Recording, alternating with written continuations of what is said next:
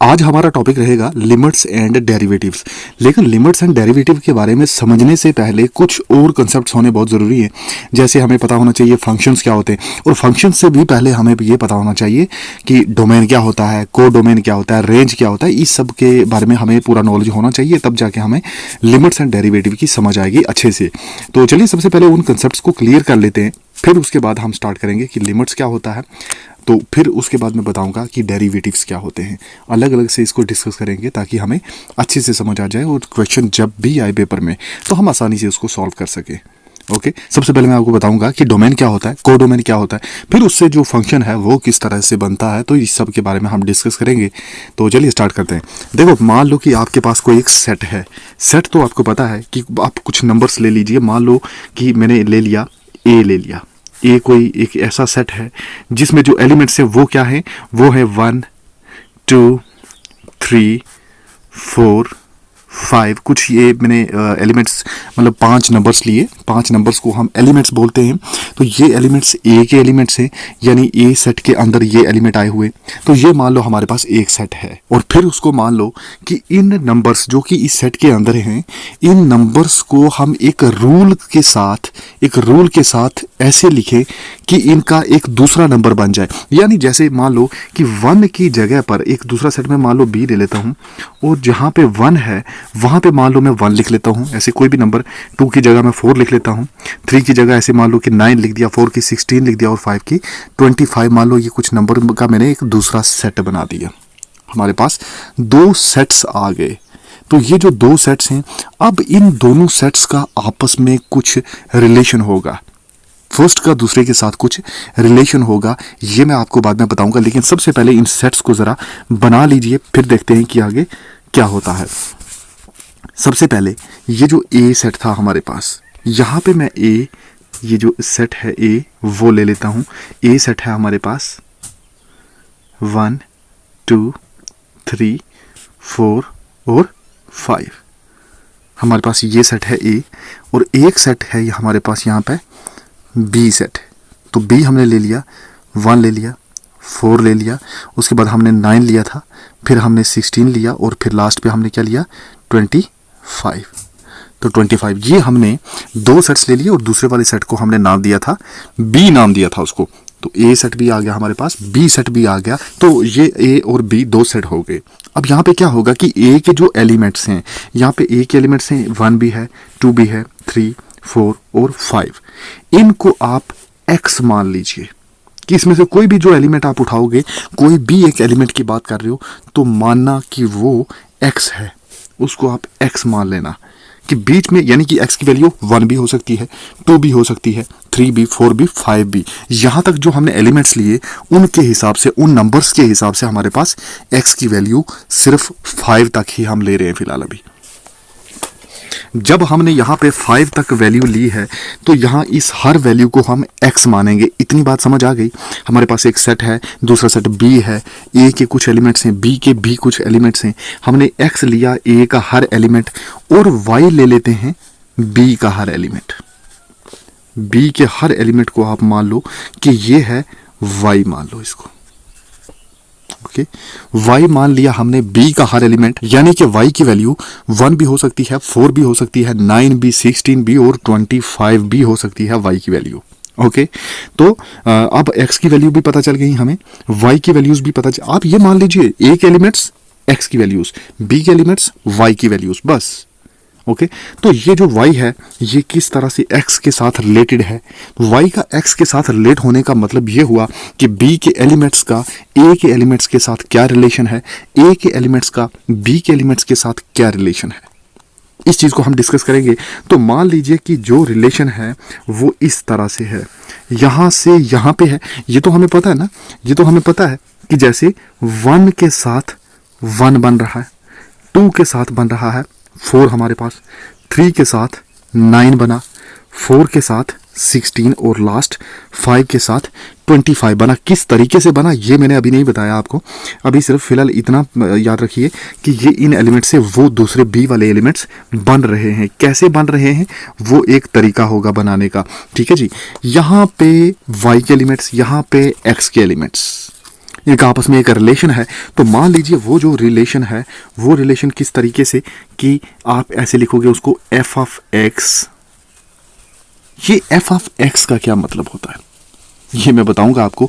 इसको फिलहाल के लिए अभी आप ये मान लीजिए कि ये रिलेशन बताएगा हमें a वाले एलिमेंट्स का b वाले एलिमेंट्स के साथ क्या रिलेशन है। वो रिलेशन हमें बताएगा कौन, ये f ब्रैकेट में x पढ़ते हैं इसको f ऑफ x। तो f ऑफ x जो है ये हमें a के एलिमेंट्स यानी कि x का रिलेशन b के एलिमेंट्स यानी कि y के साथ रिलेशन बताएगा। तो क्या रिलेशन है, यहाँ पे अगर x एलिमेंट्स हैं a के, तो हम इसको अगर लिखें x का स्क्वायर, x का स्क्वायर, तो ये जो x का स्क्वायर निकलेगा ये वैल्यूज होंगी किसकी, ये वैल्यूज होंगी y की। यानी y क्या हुआ, b के एलिमेंट्स होते हैं y। तो f ऑफ x की वैल्यू f ऑफ x जो है वो x स्क्वायर के इक्वल लिखा। f ऑफ x अब मैं बताता हूं ये है क्या। f ऑफ x वही फंक्शन है जिसकी हम बात कर रहे थे कि फंक्शन के बारे में हम समझते हैं कि फंक्शन क्या होता है। तो f ऑफ x एक फंक्शन है जो कि फंक्शन का काम क्या है कि a के एलिमेंट्स को b के एलिमेंट्स यानी एक सेट के एलिमेंट्स को दूसरे सेट के एलिमेंट्स के साथ बताना कि क्या रिलेशन है इनका आपस में। तो उस रिलेशन को बताने के लिए हम एक फंक्शन लिखते हैं, तो वही फंक्शन है। अब f ऑफ x क्यों लिखा, t क्यों लिखा, y क्यों लिख सकते थे, लेकिन यहां पे हमारी टर्म्स जो है वो x की टर्म में है, सब x की टर्म्स में है, तो x है तो इसलिए हमने f ऑफ x लिखा। y होता f ऑफ y लिखते, यहाँ पे a के एलिमेंट्स पर डिपेंड करता है। और एक और बात याद रखो कि a के जितने भी एलिमेंट्स हैं, इस एलिमेंट से क्या बना, a तो बना, ए ही सेट है जो इन सब एलिमेंट से बना। तो इस ए पूरे सेट को बोलते हैं हम, ये क्या होता है, ये होता है डोमेन। ये भी बात पता चल गई कि इस फंक्शन का, ये जो हमने फंक्शन लिया f of x is equal to x square, तो इसका जो डोमेन है वो क्या है ये हमें पता चल गया। तो डोमेन ए है, बी जो है ये है हमारे पास को डोमेन। ओके, लेकिन मैं यहाँ पे आपको एक और चीज बताऊंगा। सबसे पहले इसको मान लीजिए आप कि ये को डोमेन है, फिर उसके बाद मैं डिस्कस करता हूं को डोमेन है ये, ठीक है जी। जैसे वो डोमेन था ये को डोमेन है। अब इस पे y पे डिपेंड करता था कि इसमें एलिमेंट्स कितने हैं। अब जरूरी तो नहीं है ना कि 1 4 9 16 और 25 हो, और ये भी जरूरी नहीं है कि a में ही 5 तक हो, है ना। तो अगर इसमें मान लो कि आपके पास कुछ एलिमेंट्स और भी थे, जैसे 25 है, अब 26 है, अब 1 के बाद मैंने 4 लिखा, वहां पे 3 भी तो हो सकता था, है ना। तो वहां पे 3 भी हो सकता था। तो जब यहाँ 3 होता, यहाँ पे 26 मान लो एक और एलिमेंट था, कोई 26 या फिर 27 कुछ भी आप मान लो। तो अब क्या हुआ, अब मैं पूरी चीज बताता हूँ आपको। इसको तो इतना पता चल गया कि ए को डोमेन बोलते हैं और बी को डोमेन बोलेंगे। यहाँ पे इतनी बात तो क्लियर हुई। अब इतनी बात अगर क्लियर है तो यहाँ मैं एक चीज और आपको बताऊं कि जो जो एलिमेंट बी इस ए के एलिमेंट्स का आंसर है, यानी कि उसको बोलते हैं उसकी इमेज है, यानी कि ए के एलिमेंट्स की जो इमेज है बी सेट के अंदर, उन सारी इमेजेस का एक सेट बनाओ। बी के अंदर ही से तो होगा, बी के अंदर ही उन सब रेंजेस का एक से, उसको रेंज बोलते हैं। इमेज जो बनती है उससे क्या बन जाता है, वो पूरा वो बी के अंदर जितने भी एलिमेंट्स होंगे उन एलिमेंट्स को इकट्ठा करके जो सेट बनेगा उसको बोलेंगे रेंज है। ये रेंज है।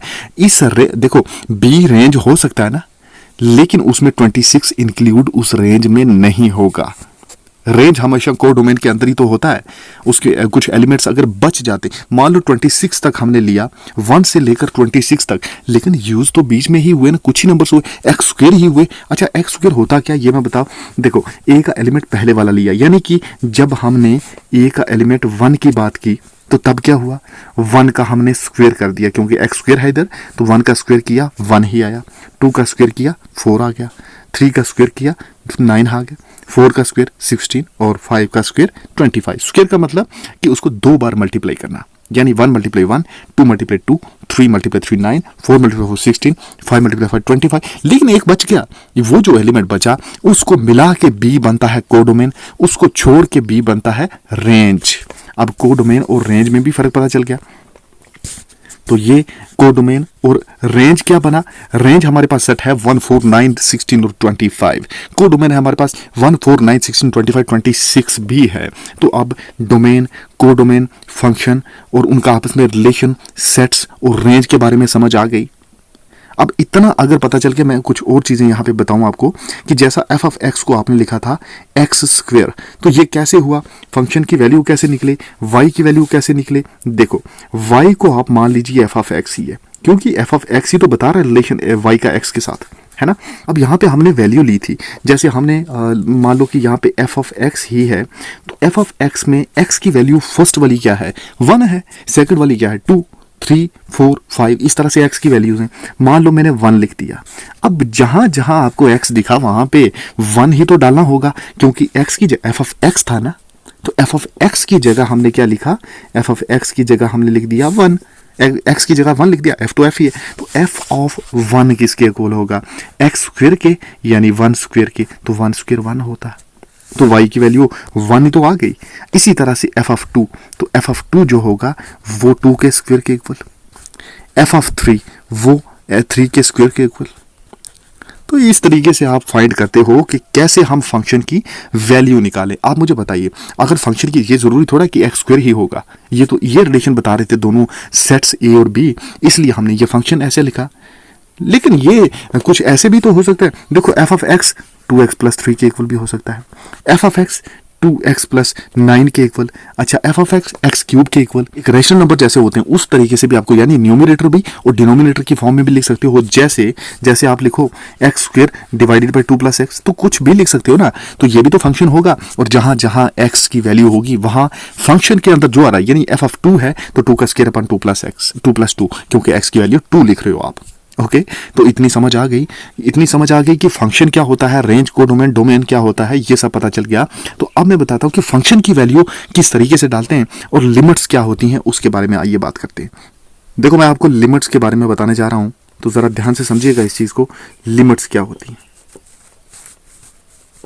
फिर लिमिट्स के बाद डेरिवेटिव समझेंगे। लेकिन सबसे पहले लिमिट की समझ तो आ जाए, लिमिट का कंसेप्ट क्या है, कंसेप्ट ऑफ लिमिट क्या है, उस चीज़ के बारे में सबसे पहले पढ़ेंगे। फिर उसके बाद डेरिवेटिव्स हम आने वाले लेक्चर्स में भी डिस्कस कर सकते हैं, लेकिन फिलहाल कि हम एक यहाँ पे लिमिट्स के बारे में जानने के लिए मैंने फंक्शन बताया। फंक्शन के मान लो एक हमारे पास फंक्शन है, कुछ ऐसी मैं एक फंक्शन ले लेता हूँ, फंक्शन होता है एफ ऑफ एक्स जिसे हम लेते हैं। तो मान लीजिए ऐसा ही मैंने एक फंक्शन ले लिया, ये है एफ ऑफ एक्स, मान लो वो है आपके पास एक्स स्क्वायर। एक स्पेशल फंक्शन ले रहा हूं ताकि इसमें आसानी से समझ आ जाए, आपको बहुत सारी बातें क्लियर हो जाए। एक्स स्क्वायर माइनस 1 और यहाँ पे मैं लिखूं एक्स माइनस 1। अगर ये मान लो मेरे पास एक फंक्शन है, तो इस फंक्शन को देखते हुए हम आपको बताएंगे कि लिमिट्स क्या होती हैं, कैसे हम लिखते हैं, तो ये चीज़ें मैं आपको बताऊंगा। जैसा मैंने पीछे सेट्स लेकर कहा था कि x की वैल्यू 1 2 3 4 5 थी वहां पर, और ये जरूरी नहीं 5 तक, कुछ भी वैल्यू हो सकती है ना। तो यहां पे क्या होगा कि ये मैंने एक फंक्शन ले लिया, ओके, x क्या था, डोमेन के एलिमेंट्स। आगे जो f ऑफ x था वो क्या है, वो एक रेंज बनेगा, है ना। तो f of x is equal to x square minus 1 upon x minus 1 मैंने एक फंक्शन ले लिया। तो यहाँ पे क्लियरली यहाँ पे देखो ये एक चीज तो सामने है ना कि अगर आप x की जगह पे यानी कि f ऑफ अगर 1 लिख दो, मैंने कहा कि यहाँ पे जो चीज़ होती है, यानी जैसे आपने 1 लिख दिया तो यहाँ पे जो चीज़ होती है वही आती है हमारी x की जगह पे, क्योंकि x की जगह तो 1 आया था ना, जहाँ x था वही तो 1 आया। तो क्लियरली हम ये कह सकते हैं कि जहाँ जहाँ x वहाँ 1, तो यहाँ पे आएगा 1 का square minus 1 divided by x की जगह 1 माइनस 1, तो 1 का स्क्वायर होता है 1 माइनस 1 डिवाइड 1 माइनस 1, तो ये होता है 1 माइनस 1 कितना हो गया 0, डिवाइडेड बाई 1 माइनस 1 कितना हो गया 0, और 0 डिवाइडेड बाई 0 ये एक तो मीनिंगलेस चीज हुई ना, ये नॉट डिफाइंड है 0 upon 0। ये मैं बाद में आपको ये भी बताऊंगा कि ये इनडिटर्मिनेट फॉर्म किस तरीके से इसको बोलते हैं, ये भी होती है। एक और होती है जैसे हम लिखते हैं इन्फिनिटी माइनस इन्फिनिटी, फिर उसके बाद 0 मल्टीप्लाई इन्फिनिटी, ये सब होती हैं इनडिटर्मिनेट फॉर्म्स। उसके बाद ये भी होती है इन्फिनिटी की पावर 0 हो गई, 0 की पावर 0 हो गई, तो ये किस तरीके से होती हैं। ये भी होता है इन्फिनिटी डिवाइडेड बाई इन्फिनिटी, है ना, तो 1 की पावर इन्फिनिटी। तो ये किस तरह से इनडिटर्मिनेट फॉर्म्स होती हैं मैं आपको ये सारा बाद में बताऊंगा, लेकिन सबसे पहले समझ लीजिए कि लिमिट होती क्या है। तो लिमिट में मैं आपको बता रहा था कि जब आप लिखते हो f of x is equal to, मैंने कहा कि 0/0 एक इनडिटर्मिनेट, यानी कि ये कौन सी फॉर्म आ गई, एक मीनिंगलेस फॉर्म, यानी कि इसका कोई मीनिंग नहीं है, तो 0/0 फॉर्म आ गई। ऐसे केसेस में देखो फंक्शन जो है हम कहते हैं कि जब ऐसी चीज़ आ जाए तो एफ ऑफ एक्स जो है वो इज़ नॉट डिफाइंड। डिफाइंड क्यों नहीं? क्योंकि एक इनडिटर्मिनेट फॉर्म आ गई जिसको हम डिटरमाइन कर ही नहीं सकते, तो function is not defined. Okay, तो फंक्शन डिफाइंड नहीं है यहाँ पे, जहाँ F of x equal x square minus 1 divided by x minus 1 है। लेकिन हाँ, इसको आप कर सकते हो, देखो कहाँ पे ये नहीं है, यहाँ पे 1 पे, यानी कि ये फंक्शन एक्स इक्वल टू 1 पे डिफाइंड नहीं है।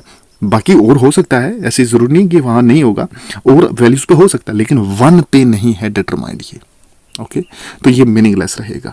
तो एफ ऑफ एक्स जो है ये डिफाइन नहीं होगा एक्स इक्वल टू 1 पे, लेकिन आप इसको डिफाइन कर सकते हो। ये मैं आपको एक और चीज़ बताता हूँ, क्योंकि आपने पिछली क्लासेस में कहीं पढ़ा होगा कि जो एक्स स्क्वायर माइनस 1, इसको आप किस तरीके से लिख सकते हो। मैं आपको बताता हूँ सबसे पहले कि एक्स स्क्वायर माइनस 1 को आप लिख सकते हो एक्स स्क्वायर माइनस 1 स्क्वायर।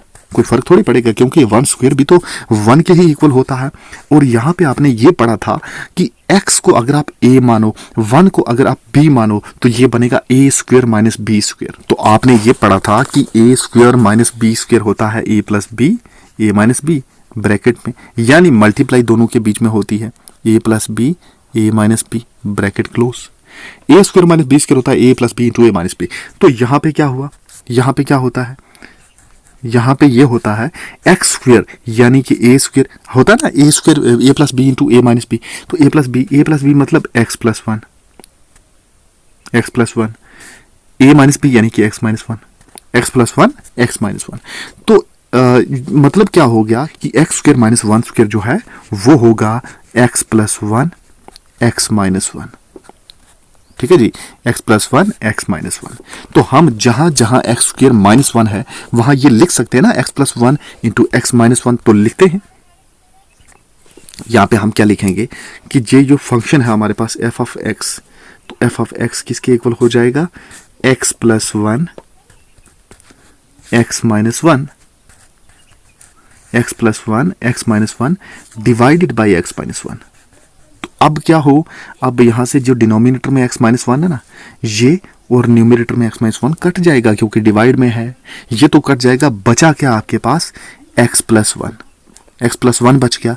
अब यहाँ पे आप x की वैल्यू 1 भी डालो तो क्या, 1 की वैल्यू डालोगे तो ये आंसर आ जाएगा 2। यानी मैं आपको यहाँ पे बताता हूँ कि किस तरह से आप लिखोगे। हाँ, आप यहाँ पे जब f ऑफ 1 डालोगे तो f ऑफ 1 क्या होगा, x प्लस 1 यानी कि 1 प्लस 1, 1 प्लस 1 मतलब 2। 2 तो डिटरमाइन हो सकता है, इनडिटरमिनेट फॉर्म तो है नहीं। ये 2 जो है ये मीनिंगलेस थोड़ी है, इसका तो मीनिंग है 2 का। और यहाँ पे 2 आने का मतलब ये हुआ कि हमने उसको भी एक्सप्रेस कर दिया, जहाँ पे फंक्शन जो है, फंक्शन में x यानी कि उस एलिमेंट की वैल्यू 1 हो, तब भी इस फंक्शन की वैल्यू निकल जाएगी 2। लेकिन अगर यहाँ पे 1 हो, वो 1 निकलेगी। अगर इस फॉर्मूला का यूज नहीं कर रहे आप, तो वो सिंपल सी बात है कि वो तो मीनिंगलेस रहेगा ना।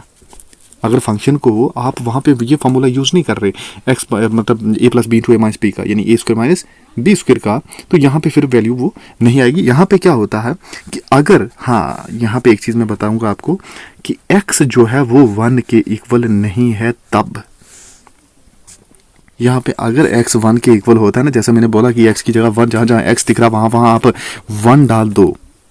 तो यहाँ पे ये चीज़ नोट करो कि x की वैल्यू कुछ भी हो सकती ना, x की वैल्यू कुछ भी हो सकती है। और यहाँ पे मैं बोल रहा हूँ x इज इक्वल टू 1 नहीं है। अगर नहीं है तो यहाँ यूज़ कैसे किया, क्योंकि x प्लस 1 है ना, तो यहाँ पे यूज़ क्यों किया, इस सब के बारे में आपको बताता हूँ। देखो, x इक्वल टू 1 नहीं है, बट क्या कर रहा है x 1 को अप्रोच कर रहा है, यानी कि 1 के आसपास की वैल्यू है, अप्रोक्सीमेट हमने 1 ले लिया उसको, तो x की वैल्यू जो है वो अप्रोच कर रही है 1 को। 1 है नहीं, उससे थोड़ा पास में है, तो x अप्रोच कर रहा है 1 को। तो यही हम लिखते हैं कि x अप्रोचेस टू 1, क्योंकि x 1 के इक्वल नहीं है। अगर x 1 के इक्वल है तो वो तो डिफाइंड ही नहीं होगा। ये जो 2 वैल्यू लिखी ना, यहाँ पे x इक्वल टू 1 डाला नहीं, x 1 को अप्रोच कर रहा था। तो इसी अप्रोच करने के लिए हम क्या करते हैं, हम इसको अप्रोच बोलते हैं। ये जो है ना, इसको हम बोलते हैं अप्रोच। तो x अप्रोचेस टू 1, यहाँ पे ना x 1 को अप्रोच कर रहा है। ठीक है। तो एफ ऑफ एक्स की वैल्यू क्या आ गई, एफ ऑफ एक्स जो है वो आपके 2 के इक्वल हो जाएगा, लेकिन 2 के इक्वल कब होगा, जब आप किस तरीके से लिखो।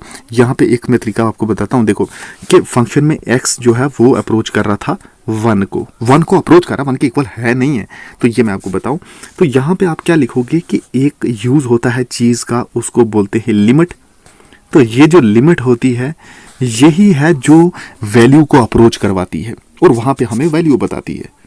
तो जब आप लिमिट x अप्रोच करेगा 1 को, लेकिन फंक्शन किस पे, एफ ऑफ एक्स आप लिख लीजिए ना, एफ ऑफ एक्स पे, तो ये इक्वल हो जाएगा लिमिट, शॉर्ट फॉर्म लिखता हूँ एल टी, और ये x अप्रोचेस टू 1, और एफ ऑफ एक्स क्या है, वो तो वैल्यू अभी हमने ली थी ना, एक्स स्क्वायर माइनस 1 लिया था डिवाइडेड बाई एक्स माइनस 1 लिखा था, है ना। तो ये हमने फंक्शन की वैल्यू लिखी थी।